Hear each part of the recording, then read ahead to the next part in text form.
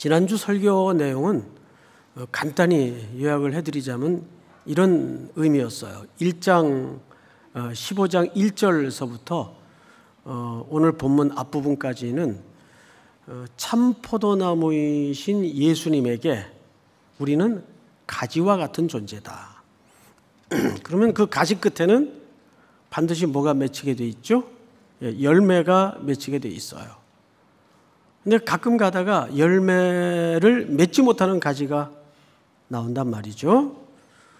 본문에 보면 그런 가지는 잘라서 불에 태워버린다는 심판의 선언이 이루어집니다. 그래서 혹자는 이렇게 오해를 할 수가 있어요. 야, 그러면 우리가 구원을 받았더라도 우리의 행동이 올바르지 못하고 여기 표현대로 열매를 맺지 못하면 그 구원은 그렇게 심판으로 바뀌고 취소될 수 있는가? 이 질문이 나올 수밖에 없겠죠. 그런데 15장에서는 그 의미가 아닙니다. 알고 봤더니 그 가지는 붙어있는 척 했던 가짜였더라고 말이에요. 근데 그 가짜가 밖에 많을까요? 안에 많을까요? 안에 의외로 많다는 거죠. 그래서 그 본문이 앞부분에서 강조하고자 하는 내용은 그리스도와 나인 관계, 예수님과 나와의 그 관계가 항상 공감되어 있고 생명의 교제가 나누어져 있고 긴밀하게 거하여 있는가, 근본적인 문제를 강조하는데 사실상 의미가 있다고 말씀을 드렸어요. 그래서 지난주 주제는 예수님과 제자의 관계를 얘기했어요. 오늘은 조금 패턴을 바꾸어서 세상 속의 제자들의 모습은 어떤 모습이어야 하는가, 또 어떤 모습일까, 그래서 제자들과 세상의 관계를 설명을 좀 나누겠습니다. 오늘 표현대로라면 이런 거죠. 세상 속의 그리스도인은 어떤 존재인가, 이 부분을 좀 나누도록 하겠습니다. 오늘 본문 18절을 좀 보십시다. 세상이 너희를 미워하면 너희보다 먼저 나를 미워한 줄로 알라. 세상이 우리를 미워한대요. 자, 우리 요한일서 3장 한번 띄워주실까요? 같이 한번 읽어보십시다. 시작. 형제들아, 세상이 너희를 미워하여도 이상히 여기지 말라. 예, 세상이 우리를 미워한대요. 근데 성경은 그것이 이상하답니까? 정상이랍니까? 정상이라는 거죠. 세상은 생리적으로 우리와 안 맞도록 돼 있어요. 원리와 체질과 질서가. 그래서 항상 버벅거리니까 우리가 힘들어요. 세상은 계속 우리를 함정을 파고 공격하고 압박하고 핍박해요. 근데 그런 일들을 겪을 때마다 이상히 여기지 말라는 거예요. 이 말은 뒤집어 얘기하면 그게 정상이다. 그게 정상이다. 왜? 그 근본적 이유를 요한복음에서 이렇게 설명합니다. 3장 한번 띄워볼까요? 육으로 난 것은 육이요 영으로 난 것은 영이니. 다 같이 시작. 내가 내게 거듭나야 하겠다 하는 말을 놀랍게 여기지 말라. 8절 같이 읽습니다. 시작. 바람이 임의로 불매 내가 그 소리는 들어도 어디서 와서 어디로 가는지 알지 못하나니 성령으로 난 사람도 다 그러하니라. 자, 여기 석절에 걸쳐서 유독 강조한 것이 난이라는 표현입니다. 육으로 난 사람은 육이요 태어났다 그 말이에요. 또 성령으로 영으로 난 사람은 영이다. 이거 누구와의 대화의 한 토막이죠? 예수님과 한밤중 찾아왔던 니고데모와의 대화의 한 토막이에요. 니고데모가 영 못 알아들으니까, 말을 깨닫지도 못하니까 예수님께서 하신 말씀이 6절입니다. 6절 한번 다시 보십시다. 육으로 난 것은 육이요 영으로 난 것은 영이다. 자, 그러면 여러분들은 어느 쪽으로 난 사람들입니까? 이때 그 우물쭈물하면 안 돼요. 어디로 난 사람들이에요? 영으로 난 사람들. 어떻게 영으로 난 사람들이죠? 우리가 그리스도와 하나가 되는 순간 우리의 출처는, 신분은 달라져요. 왜?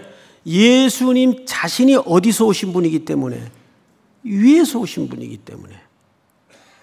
그분과 한 몸이 되고 한 공동체가 되는 순간 우리 모두는 순식간에 위에서 난 자가 돼요. 근데 위에서 났는데 아직 머물기는 어디에 머물러 있죠? 이 땅에 머물러 있단 말이에요.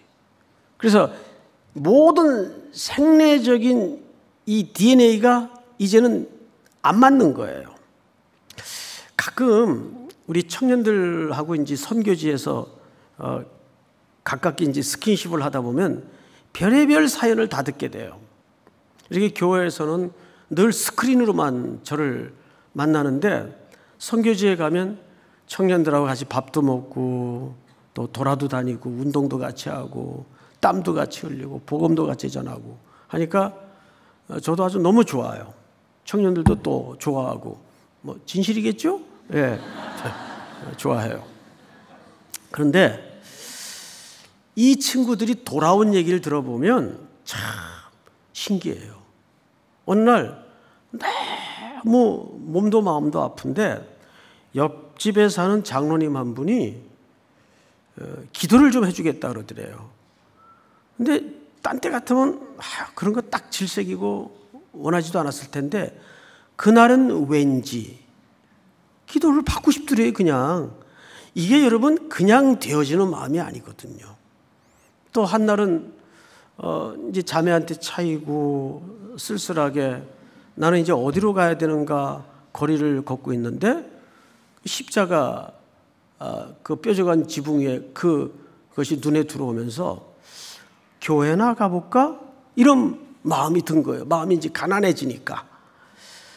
그렇게 발을 디뎌 시작한 것이 간사 생활 7년 뭐 이렇게 된 거예요. 그러니까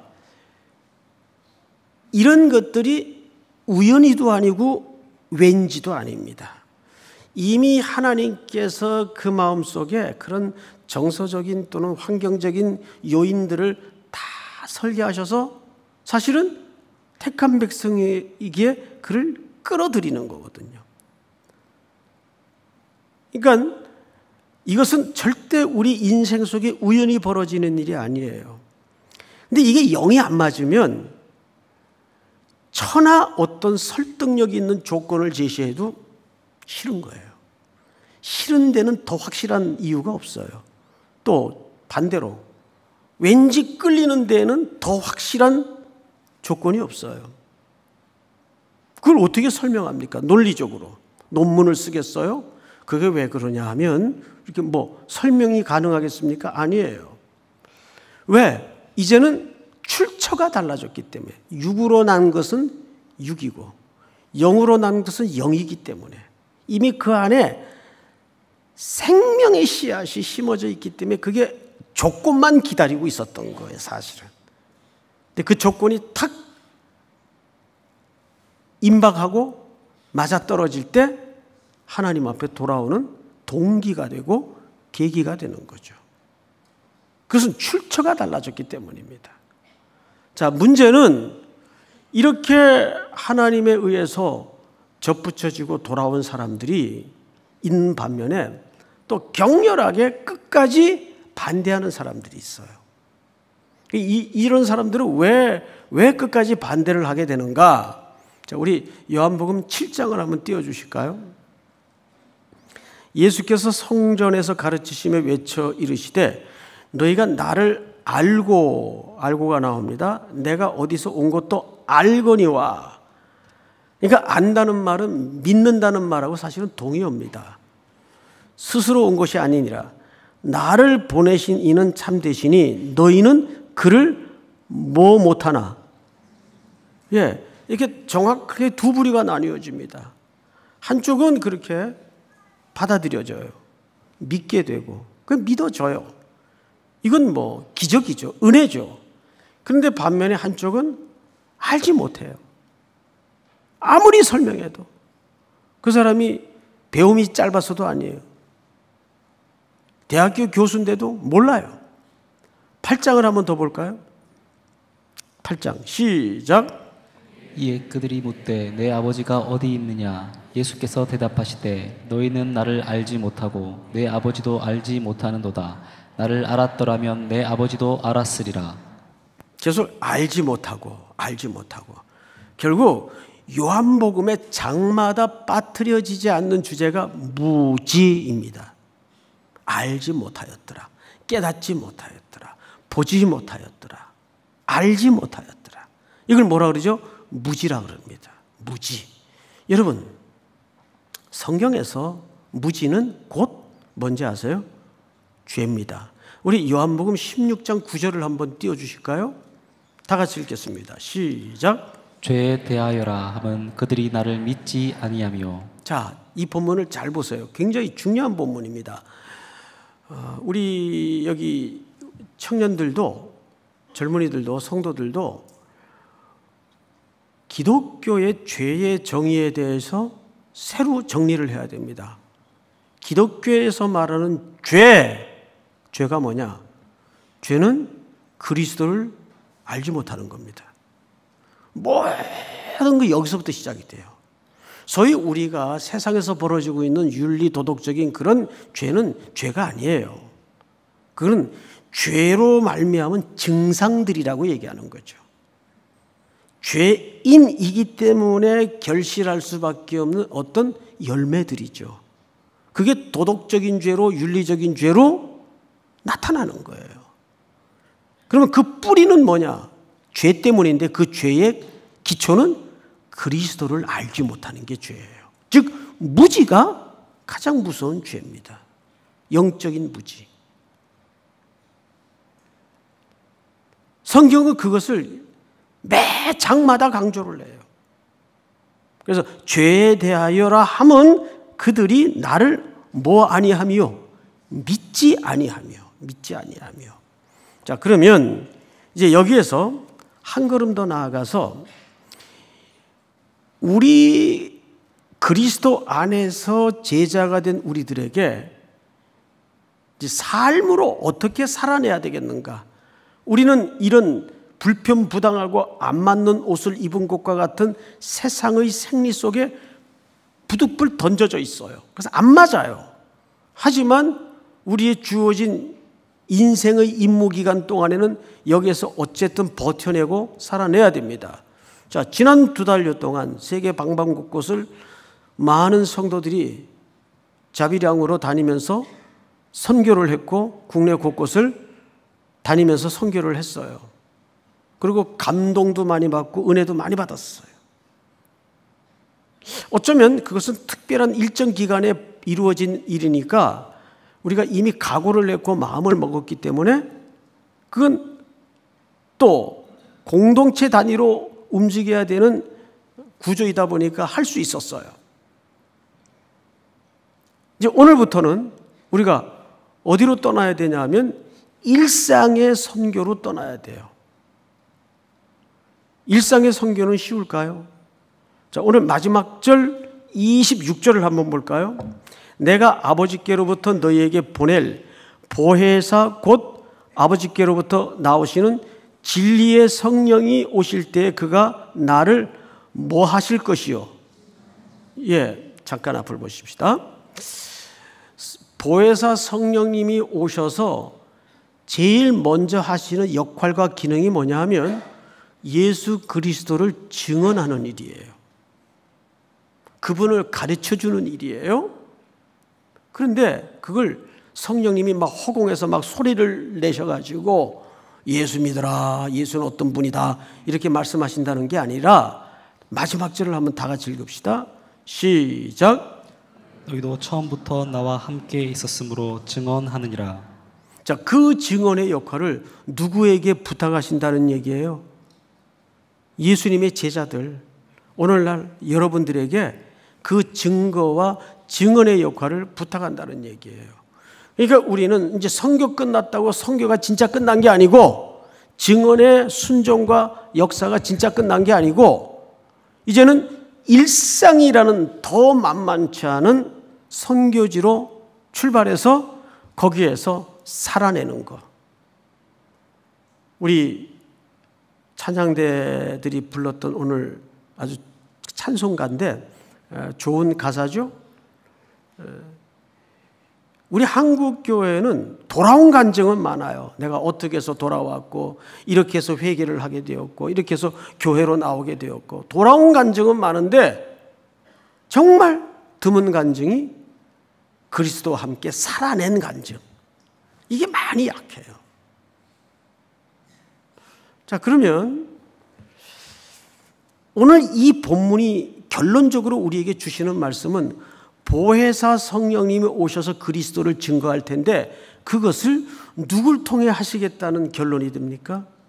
저와 여러분들을 통해서, 일상의 현장에서. 근데 일상은 선교지만큼 쉽지 않아요.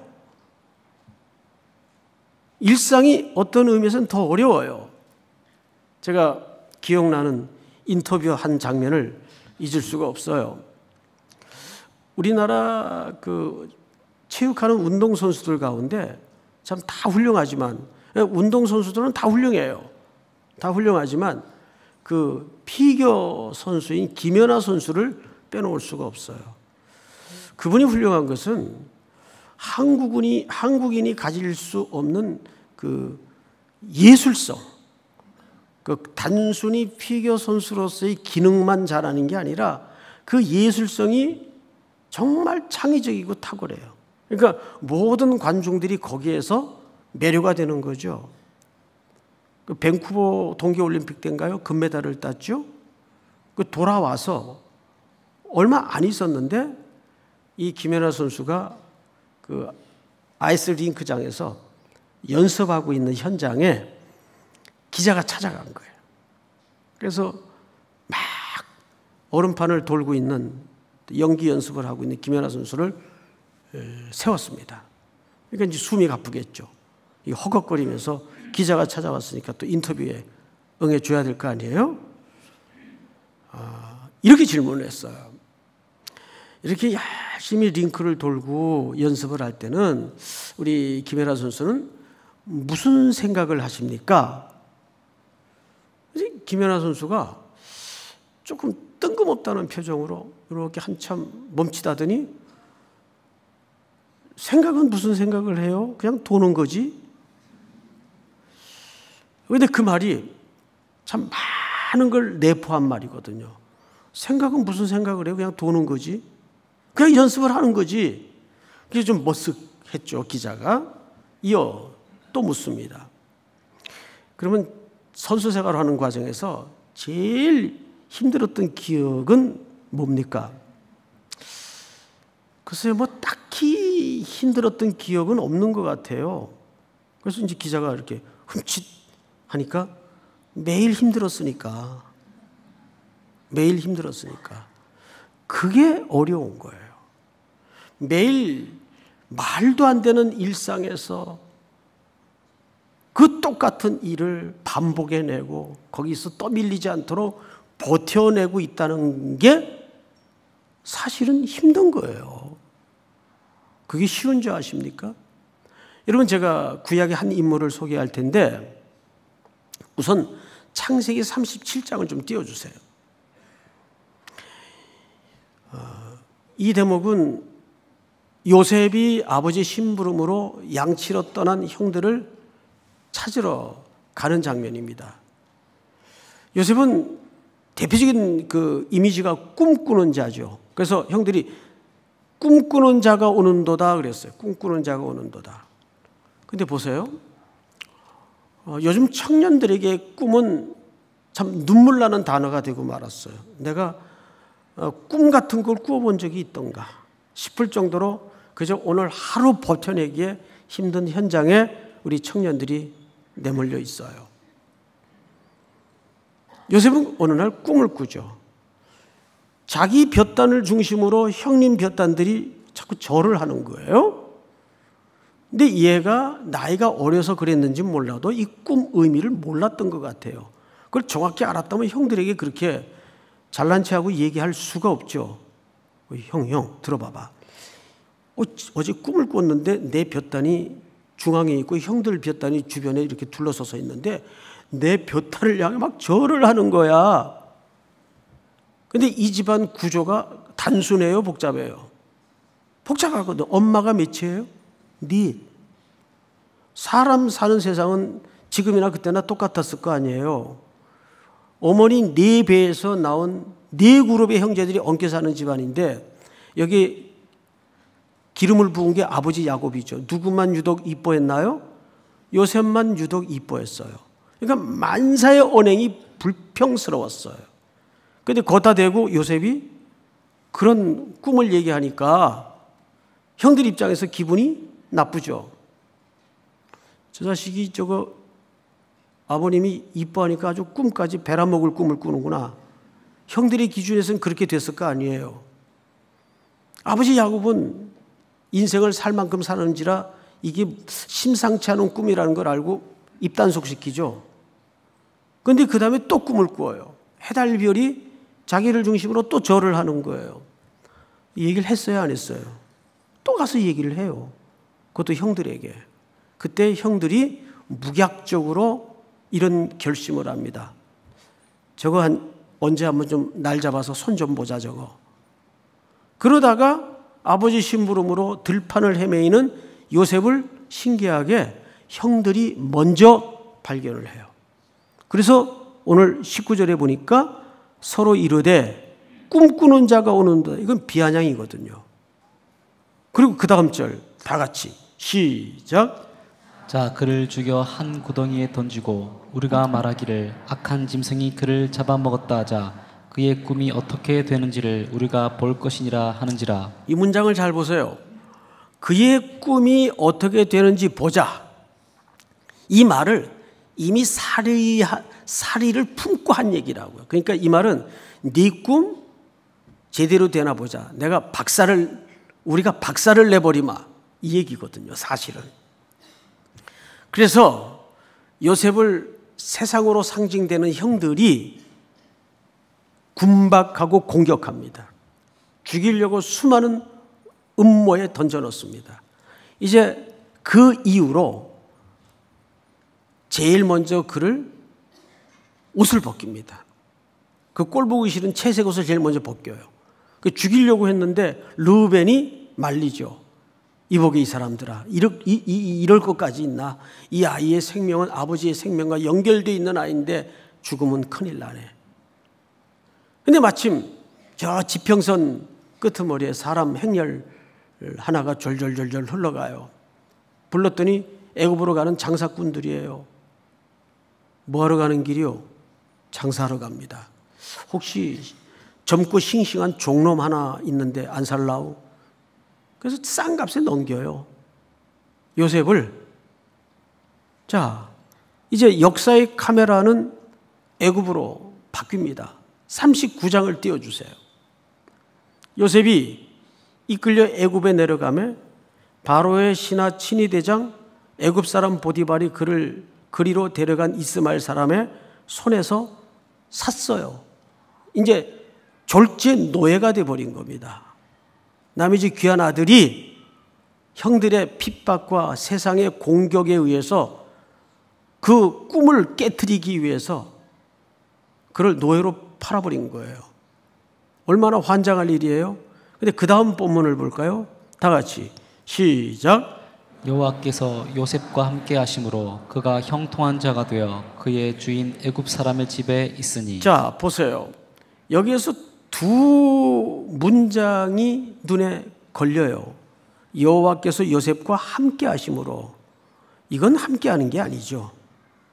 함께 한다면 적어도 고향집으로 이래야 함께 한다는 말을 할 수가 있는데 여기 함께 한다는 표현이 등장을 하고 더더군다나 알 수 없는 표현이 형통한 자가 되었대요. 이게 무슨 형통한 자예요? 자, 그런데 3절을 다 같이 읽읍시다. 시작. 그의 주인이 여호와께서 그와 함께 하심을 보며 또 여호와께서 그의 범사에 형통하게 하심을 보았더라. 여기 대한민국 백성들이 제일 좋아하는 단어 형통이라는 단어가 또 나와요. 형통하게 하심을 보았더라. 그리고 4절을 좀 볼까요? 4절 제가 읽습니다. 요셉이 그의 주인에게 은혜를 입어 섬김에 그가 요셉을 가정 총무로 삼고 자기의 소유를 다 그의 손에 어떻게 했어요? 위탁했어요. 자, 여러분 잘 생각해 보세요.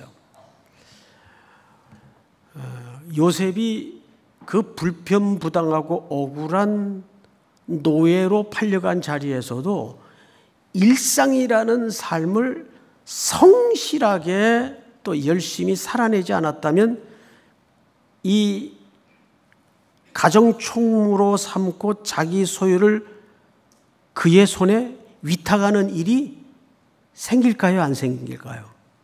생길 수가 없습니다. 그런데 이렇게 열심히 살았는데도 또 그 보디발의 아내가 유혹하는 바람에 누명을 씌워서 어디로 갑니까? 감옥으로 들어갑니다. 여러분, 이 보디발의 아내의 유혹은 무시무시한 유혹이었어요.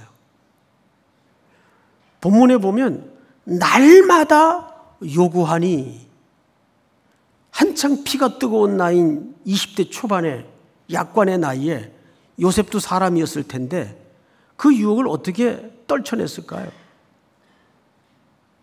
피해서 이겼어요. 음욕과 정욕의 죄는 맞서서 이기는 죄가 아니에요.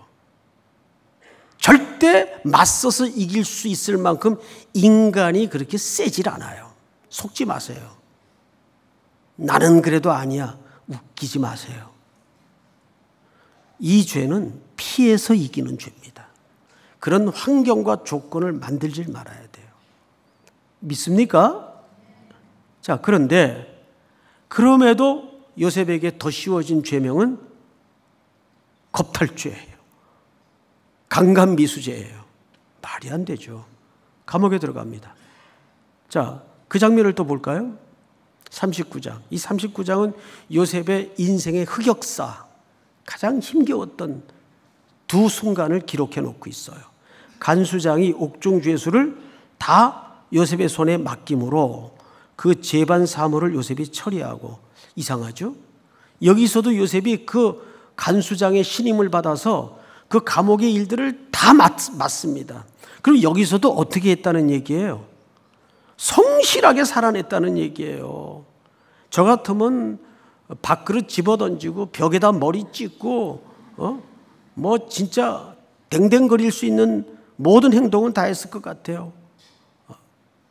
왜 하필 나입니까? 이게 뭡니까? 나 깨끗이 살려고 발버둥 친 거 하나님이 아시는데 이제 막장까지 나를 집어넣으시깁니까? 별별 악을 다 썼을 것 같아요. 근데 27절 다 같이 20 몇 절입니까? 3절 시작. 간수장은 그의 손에 맡긴 것을 무엇이든지 살펴보지 아니하였으니 이는 여호와께서 요셉과 함께 하심이라. 여호와께서 그를 범사에 형통하게 하셨더라. 자, 여기도 말이 안 되는 내용이 등장하죠. 함께 하심이라, 형통케 하심이라. 자, 우리는 이 두 사건을 가만히 공통점을 한번 찾아보십시다. 공통점은 세 가지예요. 첫째, 형통케 하셨대요. 두 번째, 하나님이 함께 하셨대요. 그리고 세 번째, 결과는 그 모든 업무를 요셉에게 다 맡겼어요. 저는 여기서 한 가지, 한 주 내내 묵상하는 가운데 지워지지 않는 부분이 있습니다. 뭐였을까요? 도대체 하나님이 함께 한다는 말의 의미가 그러면 도대체 무슨 의미일까? 오늘 본문을 읽다가 깊이 깨우침이 있었어요. 아, 하나님이 함께 하신다는 것은 특별한 이벤트를 우리에게 허락하시는 것이 아니라 그 자질구레하고 반복되는 정말 징그러운 그 일상에서 잘 버티고 감당하도록 도와주신다는 의미구나. 믿습니까? 그러니까 일상에서 승리하지 못하면 가끔가다 이제 이런 경우가 발생합니다. 선교지 갔다 오면 우리 교육자들 가운데도 그렇고 우리 청년들 가운데도 그렇고 자기 선교사 돼야 되겠다는 거예요. 그럼 제가 일단 말려요. 그러니까 은혜를 너무 자주 받지 마세요.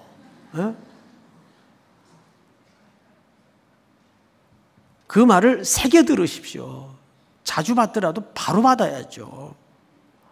여러분, 은혜라는 것은 일상을 외면하라는 말이 아니에요. 일상을 내려놓으라는 말이 아니에요. 여러분들이 당장 이제 새날이 밝아서 직장에 일상으로 복귀하면 거기도 정글입니다. 선교 현장 못지않은 일상의 선교의 현장이 거기 있어요. 예? 정말 또라이들로 부글거리고 또 매일 반복되는 압박과 어떤 결과물을 내놔야 되고 마음 같아서는 훌쩍 피하고 싶어요. 도망가고 싶어요. 근데 그거 못하면 선교도 갈 수가 없는 거예요. 일상에서의 선교. 그런데 오늘 본문에 보니까 너희가 나와 함께 있는 순간부터 증인이다. 근데 그 증인의 사명을 감당하기 위해서 누굴 함께 주신다는 겁니까? 보혜사 성령님. 고아와 같이 우리를 버려두지 아니하시고 그 보혜사 성령님이 너희와 함께 해주실 것이다. 믿습니까?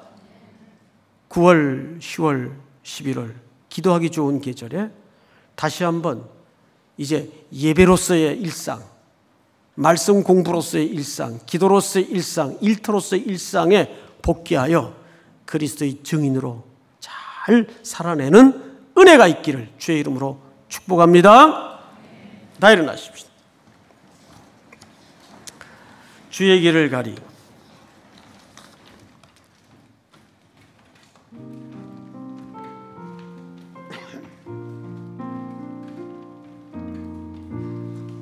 비바람이 앞길 막아도 나는 가리 주의 길을 가리 눈보라가 앞길을 가려도 나는 가리 주의 길을 가리 이 길은 영광의 길, 이 길은 영광의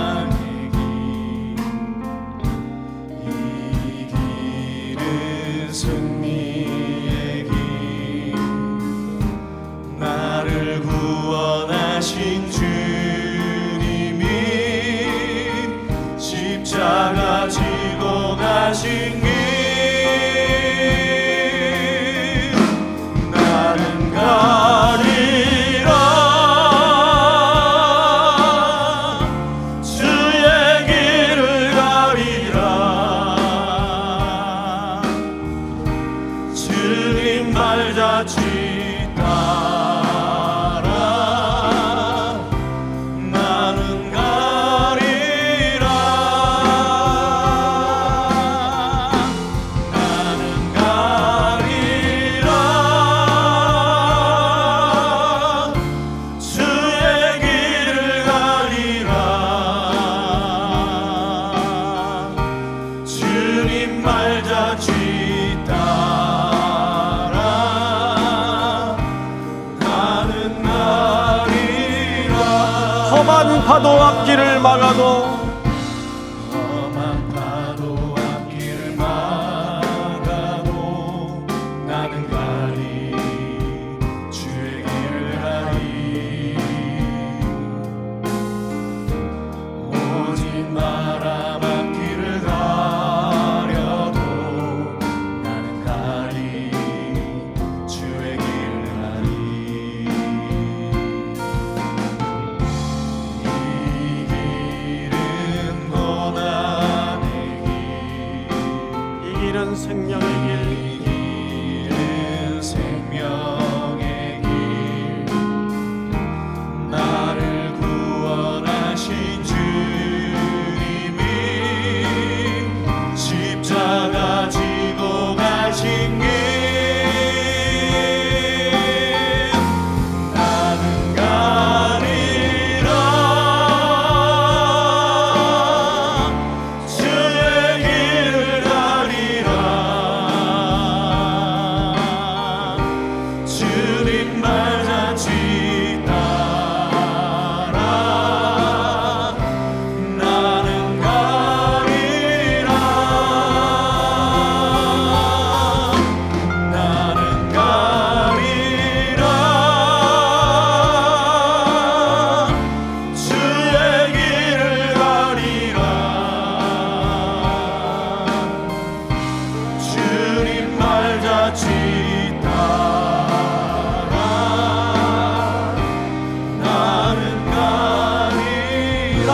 가리라. 주의 길을 가리라. 나는 가리라. 주의 길을 가리라. 주님 발자취 따라 나는 가리라. 나는 가리라. 주의 길을 가리라. 주님 발자취 따라 나는 가리라.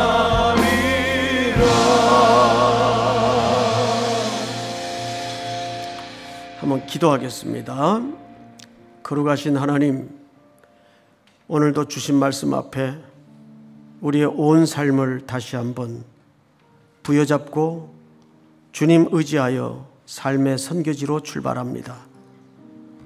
방해와 핍박과 압박과 고난이 예상될지라도 우리를 홀로 버려두지 마시고 보혜사 성령님을 통해서 함께하여 주시옵기를 원합니다.